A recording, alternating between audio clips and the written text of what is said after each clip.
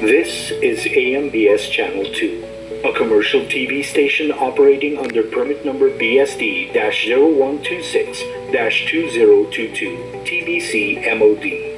Channel 2 transmitter is located at Diliman, Quezon City.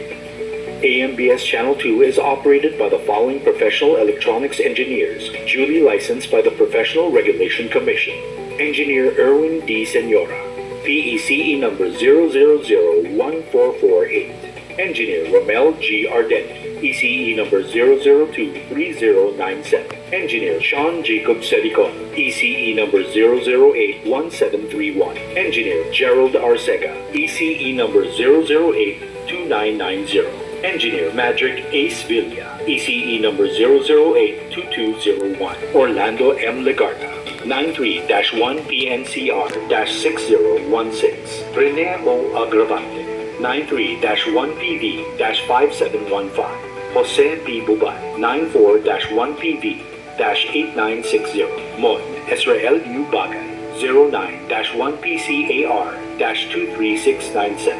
AMBS Channel 2 programming can also be seen at the following stations: Channel 2 in Quezon City, Channel 2 in Isabela, Channel 3 in Benguet, Channel 3 in Cebu, Channel 3 in Jensan, Channel 3 in Zamboanga, Channel 4 in Legazpi City, Channel 4 in Murcia, Negros Occidental, Channel 4 in Cagayan de Oro, Channel 4 in Iligan City, Channel 4 in Davao, Channel 5 in Cotabato, Channel 7 in Lawag, Channel 7 in Palawan, Channel 10 in Batangas, Channel 10 in Guimaras, Channel 11 in Naga City, Channel 11 in Mount Amuyao, Channel 12 in Dumaguete, Channel 13 in Botolan, Zambales.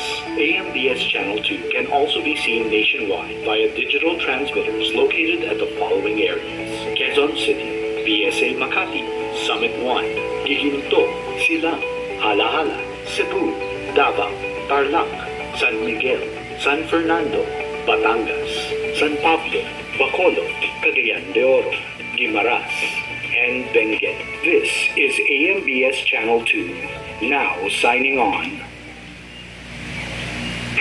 Magsisimula na po ba? Ang susunod na programa ay rated PG. Ang telebisyon at pelikula ay mahalagang parte ng bawat pamilyang Pilipino. It plays a crucial role in telling our own stories and our own experiences as Filipinos. Sa bagong Pilipinas, inaanyayahan ng MTRCB ang bawat manonood. Ang telebisyon at ang mga sinihan ay nagsisilbi ring pangalawa nating tahanan. Ang bagong Pilipino ay responsableng manonood. Kaya't sisiguraduhin ng MTRCB na protektahan at pagyamanin ang ating unique Filipino viewing experience. Kasama ang pribadong sektor, kaisa ninyo ako, ang aking pamilya at ang ating pamahalaan sa pagtangkilik sa mga pelikulang Pilipino at mga programang pang-telebisyon. Dahil ang bagong Pilipino ay pinagmamalaki ang kwentong Pilipino. Bagong Pilipino!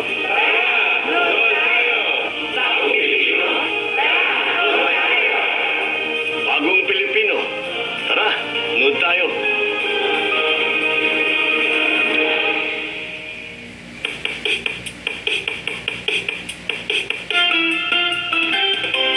Bawat araw may sorpresang saya. Babaong ngiti ang bawat